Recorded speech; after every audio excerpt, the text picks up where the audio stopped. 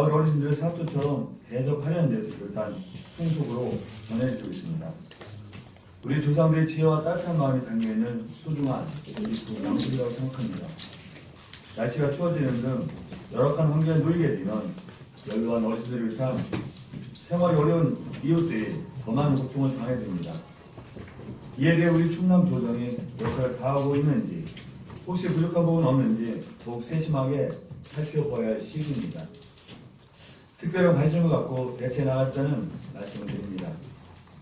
지난 10월에도 우리 충남은 나름대로 열심히 달려왔습니다.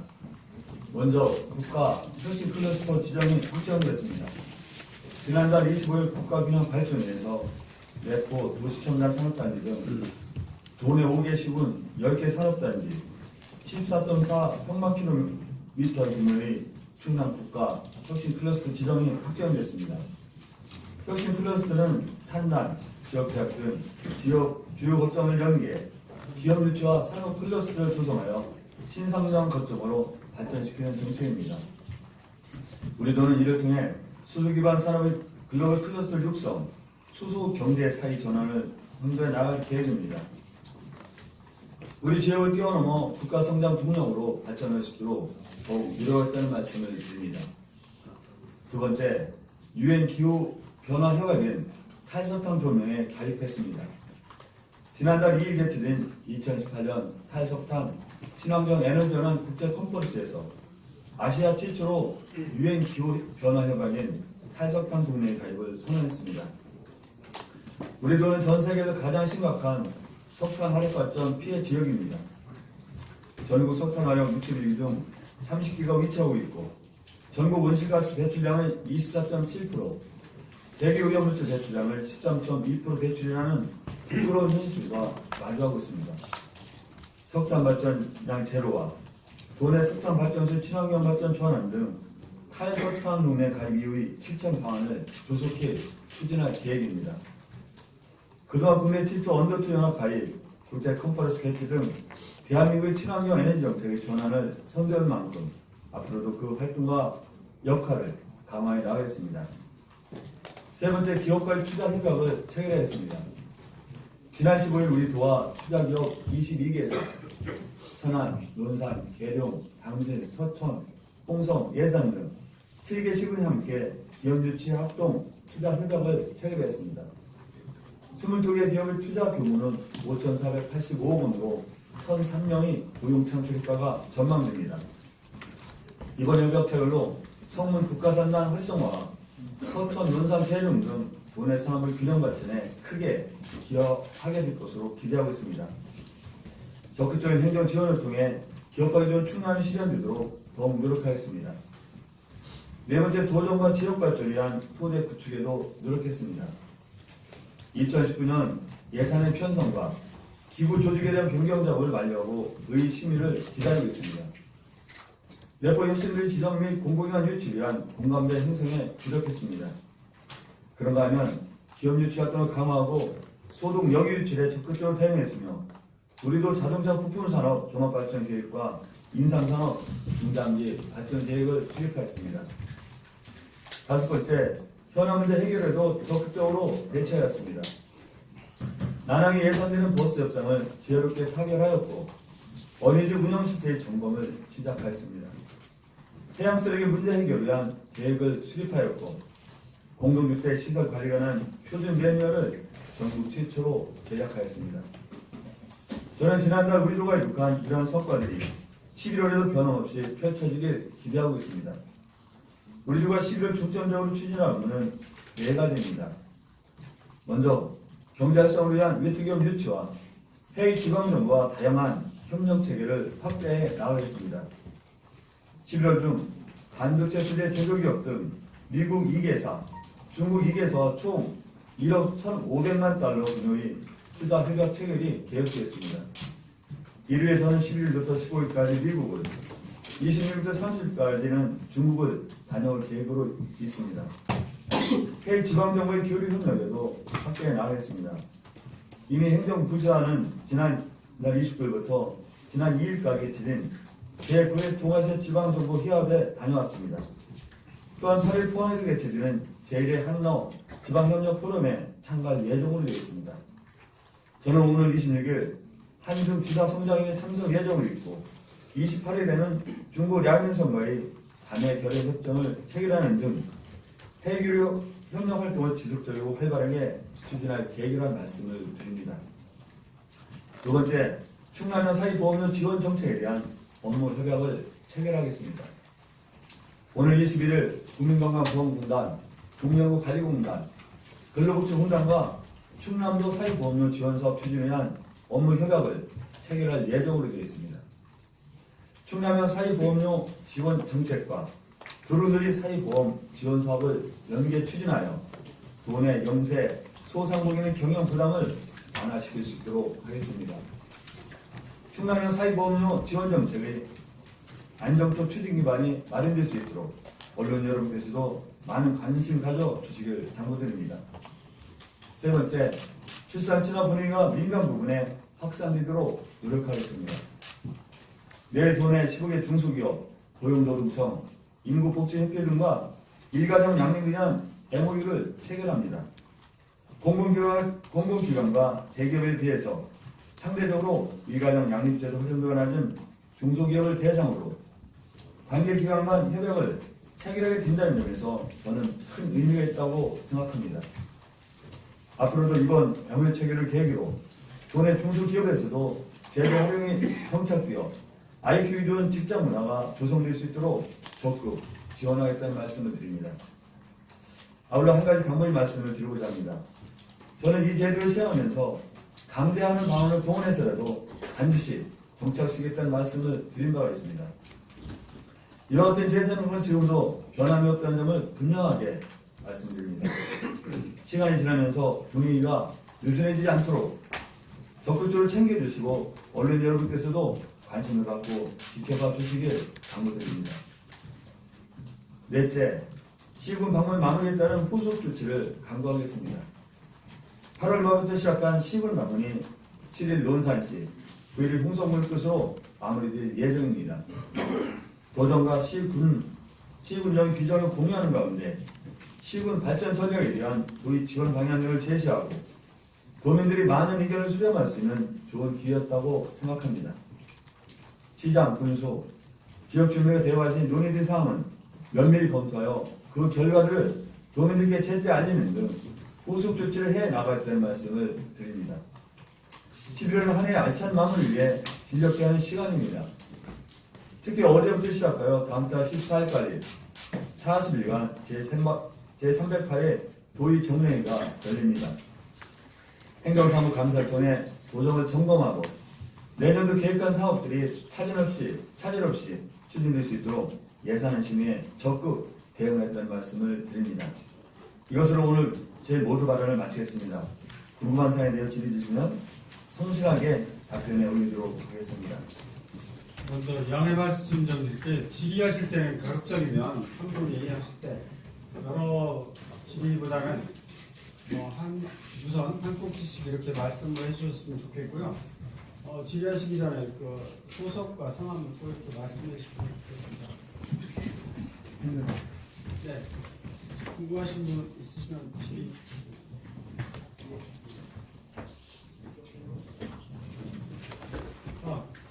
네, 유호상 선생님. 유사입니다. 혁신도시 지정 가능성에 대해서 여쭙겠습니다. 네, 아까도 말씀하셨는데요.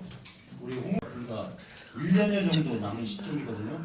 지금 전체 다 해봐야 2년도 안 남았고 1년 반 정도 남은 거라고 보는데 또 곧바로 또 선거 국면 들어가고 그러면 실제적으로 국회가 활동할 수 있는 시간이 1년 정도밖에 남은 시점이 아닙니다. 그래서 물리적으로 불가능한 거 아니냐라는 우려가 나오는데 과연 우리 도지사님의 로드맵은 무엇인지 말씀해 주셨으면 좋겠고요. 네. 또 한 가지 또 지금 저출산 문제 김성태 자유한국당 원내대표가 발언한 출산 장려금 2천만 원 지급 성년의 일기까지 국가가 1억 원 제공 등 출산 주도 성장론에 대한 도지사님의 입장을 한 말씀 해주시기 바랍니다.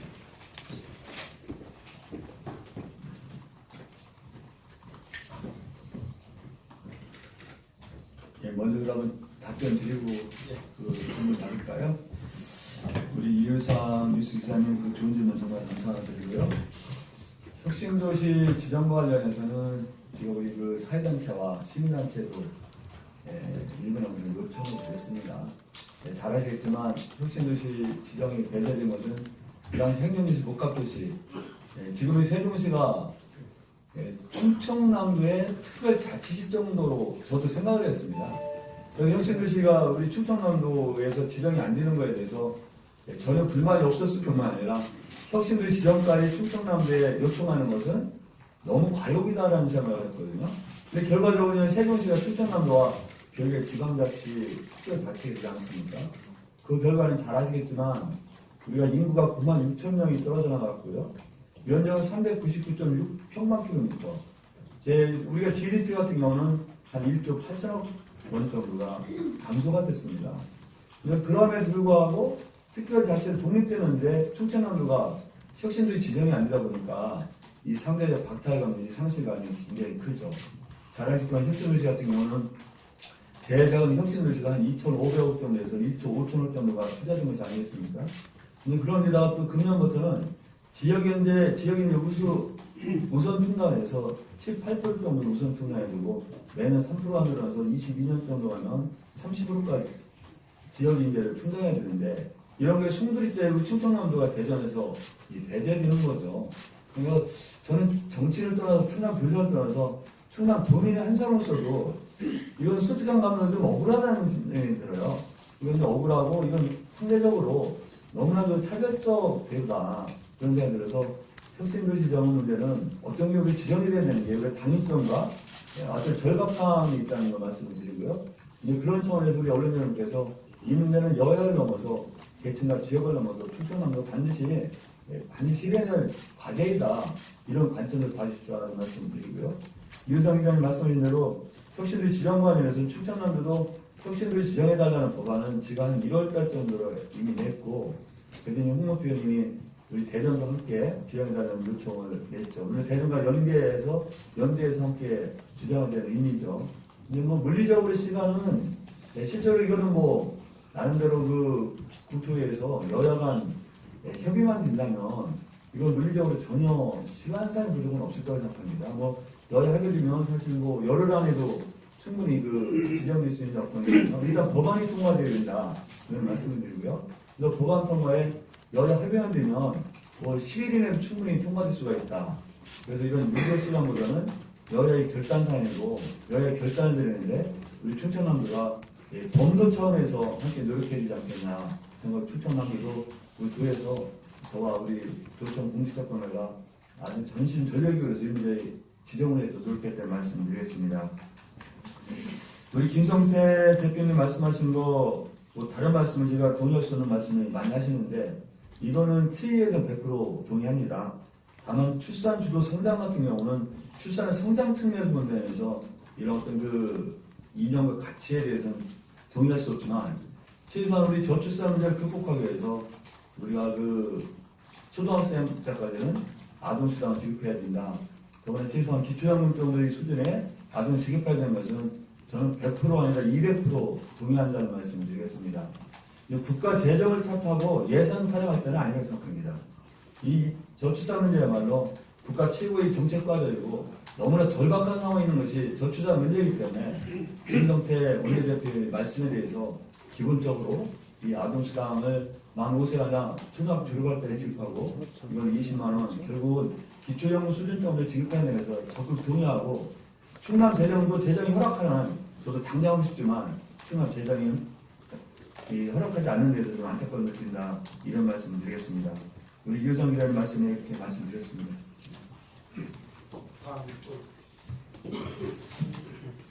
이명호 시춘을 이명호입니다. 네. 한 가지 질문을 드릴게요. 유엔 기후 협약에 따라서 우리가 탈석탄화 하는데 네. 현재 태안, 서천, 보령, 당진 네 곳에 이제 충남도에 화력발전소, 석탄 화력발전소들이 있는데 문제는 서천 화력발전 폐쇄하는 과정에서 나타났다시피 가장 큰 피해를 보는 사람들이 지역 주민이 되고 있습니다. 네. 그리고 이 사계시군은 이 탈석탄화하면서 주민이 감소해서 비상대책을 강구하고 있고요. 여기 혹시 그 관련 국장님이나 계시면은 실제 원래 작년도에 그 도가 약속을 했던 건데 그 현지 주민들에 대한 그러니까 현지 고용됐던 주민들이 도령으로 선출된 사람 수하고 현재 그 사람들에게 보상을 어떻게 했는가 하는 것 좀 알려주셨으면 고맙겠습니다. 아마 지사님 오시기 전이라 그 국장님께서 좀 그 알려주셨으면 합니다. 그리고 향후 대책 같은 것들. 제가 먼저 일단 답변에 올리고 담당 국장님이 안 계시죠? 예. 안 계시죠? 한번 우리 이명우 기자님한테 예, 자세한 서류를 좋죠. 말씀을 드리고요. 네, 관련해서 말씀드리겠습니다. 우리 말씀하신 대로 태양과 보령, 우리 당진에 한 30개 화력발전소가 있지 않습니까? 이제 전국의 반 정도인데, 근데 충청남도가 지난번 탈석탄 친환경에 전환 국제 컨퍼런스에서 탈석탄 분야에 가입한 것은 지금 생각보다 잘했다 이런 생각이 듭니다. 하여튼 석탄 화력발전소 폐가 가장 고스란히 마주하고 있는 것이 이제 충청남도가 이 문제는 어떤 경우를 좀 해결될 과제다 말씀드리고요.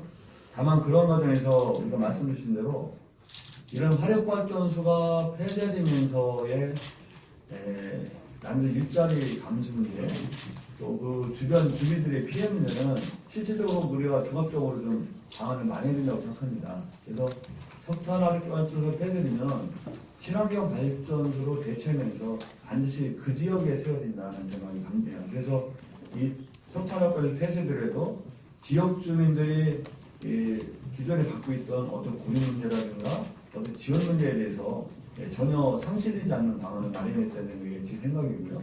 그런 과정에서 고용 승계 문제라든가 그것도 우리가 면밀하게 좀 검토해야 된다 그런 생각이 듭니다. 그래서 이 문제는 실질적으로 이게 다 석탄화까지 폐쇄하는 다 100% 동의하는 건 아니거든요.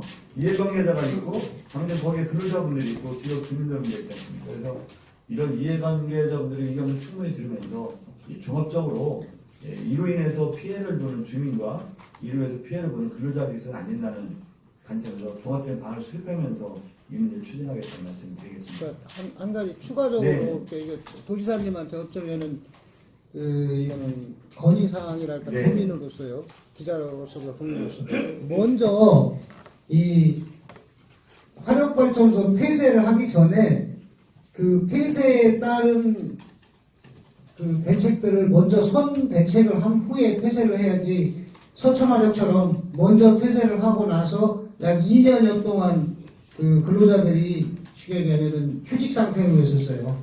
그러니까 그런 부분들을 먼저 대책을 세우고서 해야 되지 않느냐라고 생각합니다.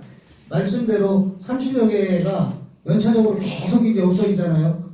30년 정도 된 것들이 많이 있으니까. 저는 아주 좋으신 제안을 보여드리고요. 대략 현재 30년 화력발전소가 2기가 있는데 제가 지난 물천에 말씀드렸지만 30년 넘게 된 노화된 화력발전소 2기가 충남도 가동 중이에요. 전국적으로 4개가 가동 중인데 이 문제 폐쇄는 우리가 정말 서두르야 된다 이런 생각이 들어요. 이번에는 우리 노 화력발전소 기준 시기를 30년에서 만약 25년으로 앞당긴다면 25년도가는 14기가 해당됩니다. 14기가 되는데 대체로 한 번에 이 건축한 게 아니기 때문에 시기적으로 좀 차이가 있더라고요. 그래서 말씀하신 대로 우리가 나름대로 그 선대체 문제를 충분히 세워야 된다는 생각에 동의합니다. 동의하고요. 하여튼 그러면 이제 종합적으로 방안을 마련하면서 우리가 폐쇄 문제를 진행하도록 하겠습니다. 국민의 주체. 예, 정의준영 기자입니다. 일단 최근에 그 여성 정책가 원장 채용 논란과 함께 이제 정무보좌관 등 이제 1년의 첫 번째 회의가 아니냐 이런 목소리가 나오고 있는데 이에 대한 입장이 어떠십니까?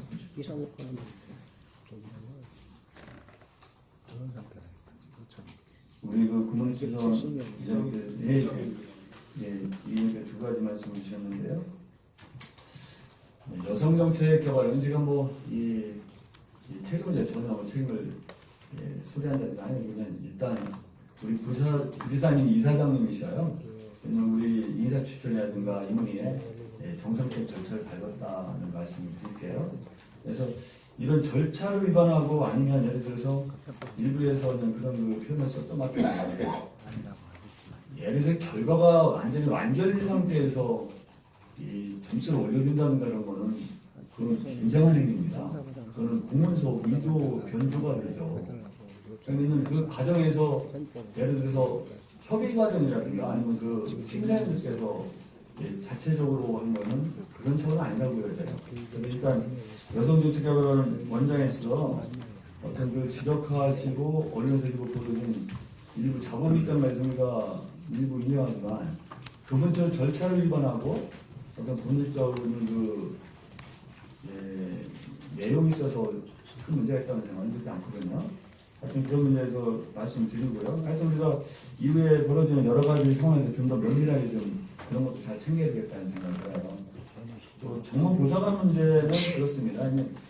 정무보좌관 문제는 사실 우리 도마야 전문 임기제라든가 정무장관 다른 시대에서 전부 다 시행되고 있는데 그냥 근본적인 취지는 좀 100% 동의합니다. 왜 동의하느냐? 일반직 공무원들이 감당할 수 없는, 커버할 수 없는 부분이 있어요. 왜냐하면 도청의 일반적인 행정 업무를 보는 거하고 어떤 특별한 상황과 그런 상황에 맞춰서 일할 수 있는 거는 좀 구분 있는 것도 분명히 있죠. 그래서 그냥 전문 어떤 그 인력을 보호하기 위해서 그런 제도를 보완하는데 아마 그런 추천 남는 뿐만 아니라 대한민국 많은 시도가 이미 시행되어 있는 제도다라는 말씀을 드리고요. 한 가지 분명히 말씀드리면 측근 챙기기라는 게 측근 챙기기라는 거 부정적이지만 뜻을 같이 하는 사람이 우리가 선출된 공직자가 뜻을 같이 하는 사람께 도정을 이끌고 시정을 이끌고 국정을 이끄는 저는 너무나 당연하다고 생각해요. 우리 그 대통령 비율에서 좀 죄송하지만 대통령께서 임명하시는 장관이라든가 청와대 많은 비서진들은 측근이라고 굉장히 측근이 많죠. 다만 측근이고 가까운 사람에 불구하고 누가 봐도 도덕적으로 말이 안 되고 능력으로 봐도 말도 안 되는 거를 우리가 그분들과 함께 일한다는 것은 있어서는 안 되지만 어떤 능력적이고 도덕적으로 커다란 하자가 없는 사람이 어떤 선출된 공직자가 함께 도정을 이끌어가고 함께 국정을 이끌어가는 것은 저는 너무나 당연하다고 생각합니다. 다만 말씀드린 그런 전제가 있는 거예요.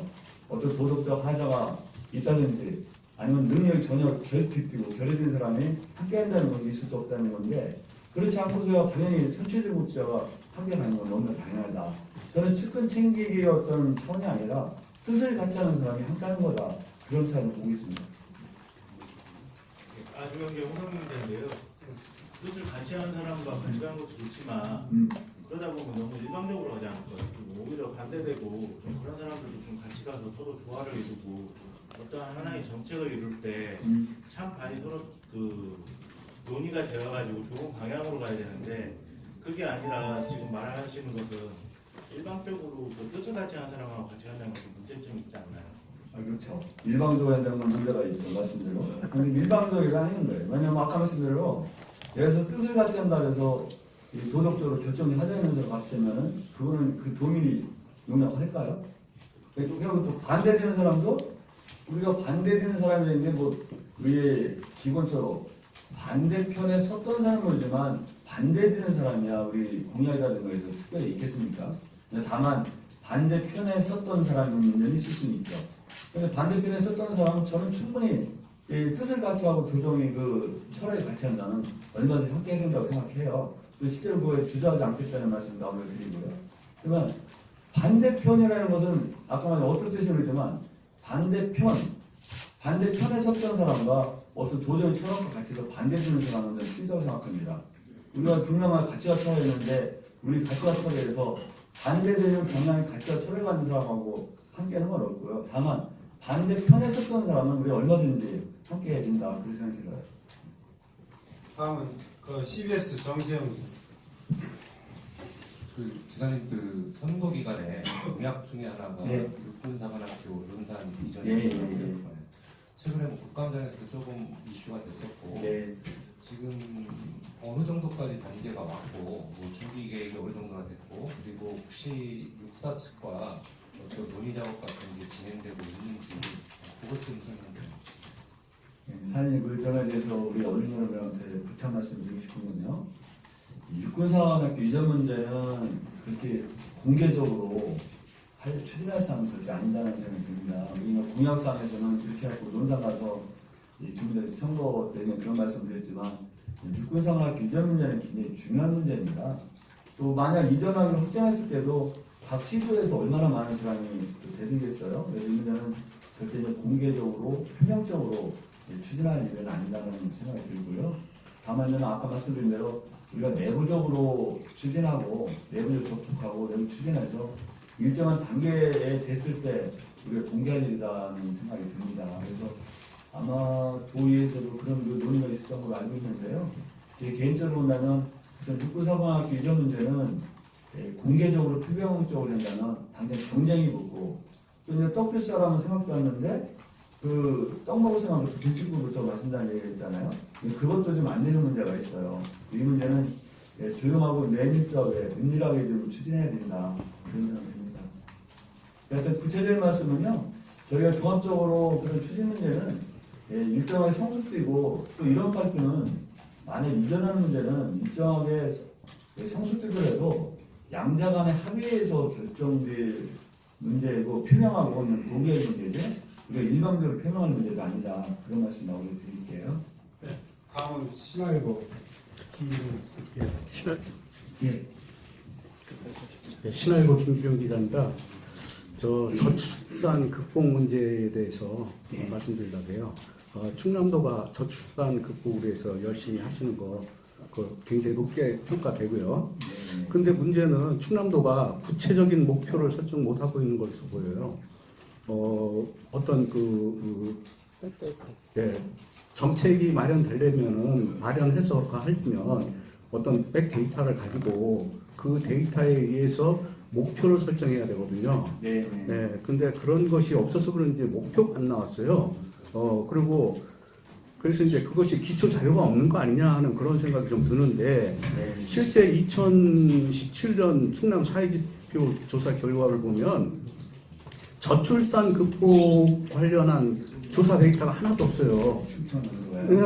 뭐 충청남도만 그런 게 아니라 전국적으로 다 그런 것 같아요. 왜냐하면 중앙정부에서부터 이거 하는 거라 그런 거 같은데, 그래서 이제 충청남도의 부부 세대 수가 얼마나 되고, 가인 부부 가능한 가인 부부 세대는 어느 정도가 되는데, 우리가 이런 정책을 펼쳐서 이 가인 부부한테 많은 출산을 유도하겠다 하는 이런 식으로 나가야 되고, 이렇게 하는데 들어가는 돈이 어느 정도가 됩니다 하는 것이 나와야 되는데 그렇지 못한 것 같아서 상당히 유감스럽다고 생각합니다. 예, 하여튼 좋은 지적에 감사드리고요. 다만 저출산 문제는 지금 작년에 우리가 합계 출산율이 한 2.05명 아니겠습니까? 우리는 35만 7,800명이 태어나서 2년 사이에 한 8만 명이 줄었죠. 근데 저출산을 극복하는 것은 굉장히 복합적인 차원의 대책을 세워야 됩니다. 그래서 예를 들어서 목표를 세워서 합계 출산 1.5명을 뭐 1.3명으로 한다든가 1.5명 그런 목표치를 세우기 굉장히 어려워요. 어렵고 있는 거는 그걸 구체적으로 목표치를 세워서 한다는 것은 사실상 우리가 아무리 많은 예산 투입해도 쉽지 않은 문제이긴 해요. 다만 전반적인 분위기를 만들고 제도 기반을 마련해야 된다는 거가 우리가 어느 나라는 출산 정책이고요. 다만 확실한 것은 우리 충청남도는 전국 평균에 비하면 상당히 출산 자체가 괜찮은 도예요. 우리가 1.2가 넘으니까 1.2살 정도잖아요. 그래서 전체는 대한민국 평균보다 훨씬 좀 많은 편인데 최소한 제 생각 때는 초저출산 국가, 초저출산 도의 위치에서 이제 벗어나야 된다는 생각이 듭니다. 그게 1.3이거든요. 이런 나름대로 목표를 끄는데 그래서 어느 나라든지 저출산 문제를 해결하는 많은 차원이 그리고 다른 나라는요 저출산 극복이 목표가 아니고 다른 여러 가지 방안이 마련된 겁니다. 그래서 출산 체납이 마련된다, 육아 가정 양립이 가능하다 이런 걸 통해서 결과적으로 저출산이 극복된 게 다른 나라 일반적인 사례거든요. 그래서 저출산이 정책을 많이 시행하면서도 이런 학교 출산 목표라든가 이런 걸 우리가 구체적으로 세우기는 좀 어렵다는 말씀을 일단 드리고요. 다만 또 한 가지 말씀하신 구체적 지표는 다 있습니다. 충분한 가임 여성 숫자라든가 어떤 그 혼의 연령대 숫자라든가 이게 전반적으로 다 있고요. 우리가 필요하면은 뭐 우리 바로 공개하고 드릴 수도 있습니다. 그래서 이 문제는 뭐 다 국가도 그렇고 우리 충남도도 말씀드린 대로 결혼 앞둔 청년 세대라든가 가임 여성이라든가 어떤 신혼 부부라든가 이게 전부 다 통계적으로는 준비되어 있다. 이 중앙정부도 마찬가지로 준비되어 있다는 말씀드리고요. 우리가 필요하시면 그 자료를 제출해 드리도록 하겠습니다. 고맙습니다. 예. 다음에 우리 충청회를 네, 충청회를 안성훈 기자라고 합니다. 예. 그 조직 개편 확정한 이제 조직 개편안을 보니까 이번 네. 공무관 직제도 개방형으로 바뀌는데 아까 그 지사님 말씀하신 그 발언의 연장선상으로 보면은 그 개방형으로 바뀐 공무관님도 정치적 신앙을 가치라는 어떤 이런 분을 원하실 것 같은데 지사님께 생각하시는 자격 조건이라든가 그 충분히 꼭 필요한 요소 부분이 있다면 꼭 말씀해 주시고요. 혹시라도 이렇게 염두에 두시고 계시는 분 있으면 사실은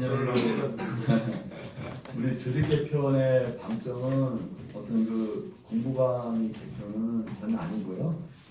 조직 개편의 최고 중점적인 거는 사회 양극화, 고령화 저출산을 어떻게 잘 대처할 것인가, 또 변화하는 그 한반도 평화 번영에 있어서 남북이 진전했다는 것을 어디 조직에 담아낼 것인가, 이게 가장 큰 중요한 방점이었다는 말씀을 드리고요.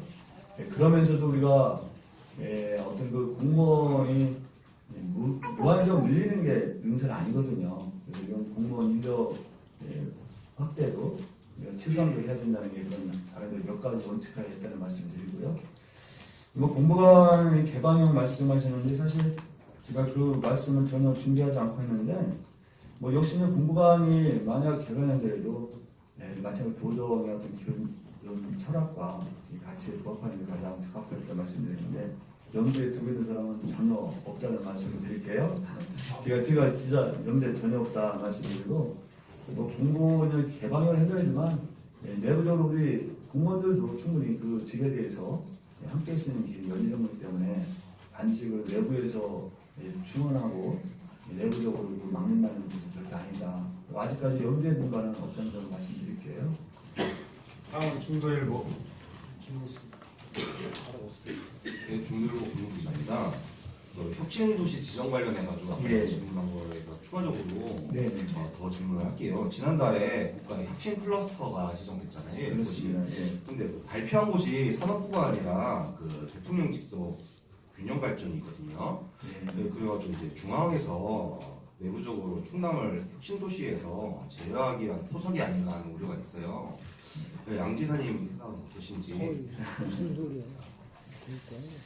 청와대 있는 균형발전위원회에 있어서 그 송재호 교수가 그 위원장님이시죠? 위원장이신데 반드시 그렇지는 않다고 생각해요. 혁신 플러스는 기본적으로 기존에 있던 산업단지라든가 지역대학 아니면 연구소에서 어떤 산업 생태계를 바꾼다는 차원에서 집중적으로 성장 거점 지역을 마련해야 된다는 거거든요.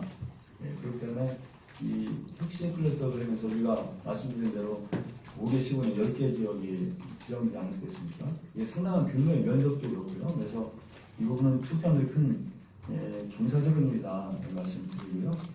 청와대 균형발전위에서 할 수밖에 없는 성격이고요.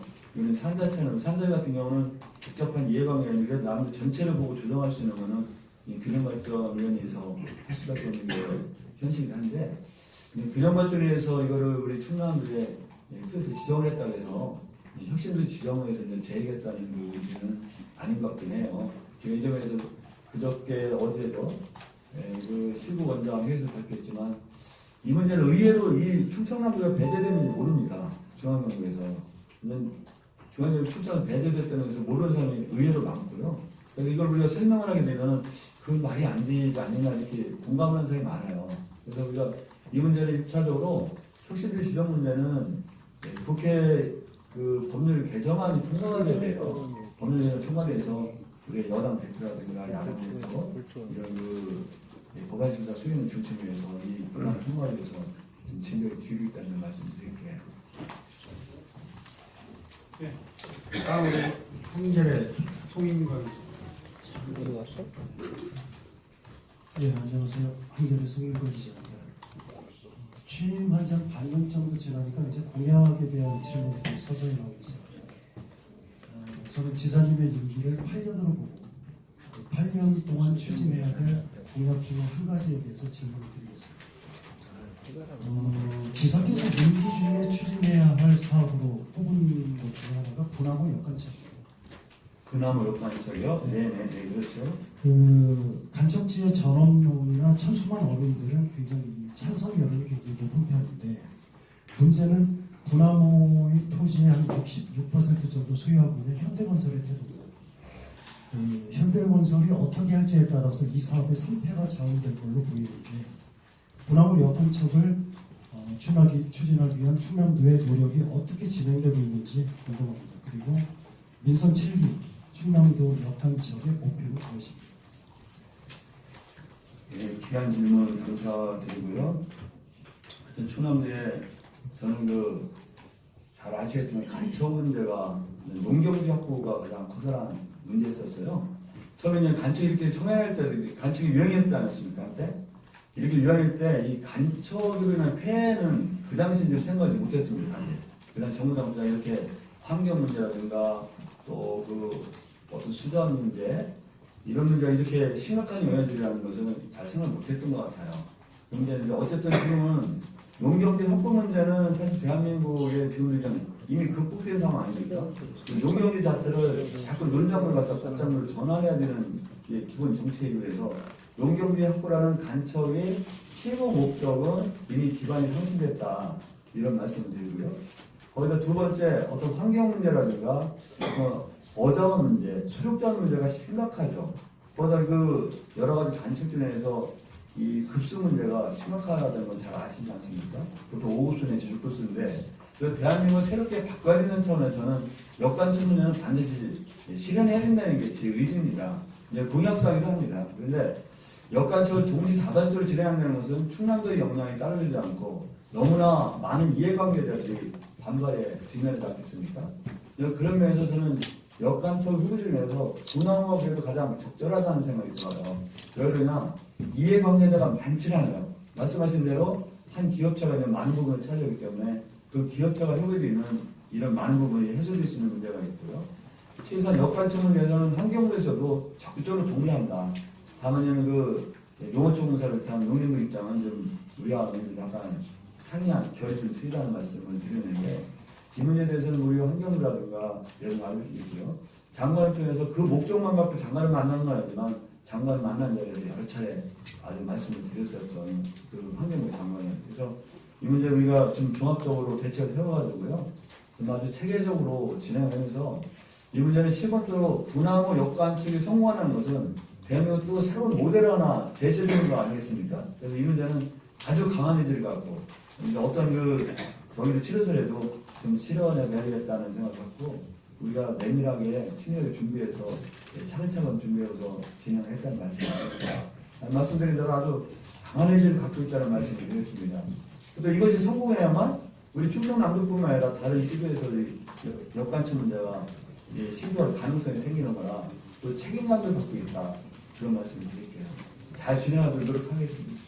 지사님이 사실 농업기술원에서 11시에 행사가 있어가지고요. 지금 출발을 하셔야 되는데 양해 좀 부탁드립니다. 다음부터는 좀 주사님 기자회견 하면 시간을 좀 네, 보내줘요. 알겠습니다. 맞습니다. 이게 한 달에 한 번 보는 건데. 자, 우리 마지막 하나만 질문 드려도 네네.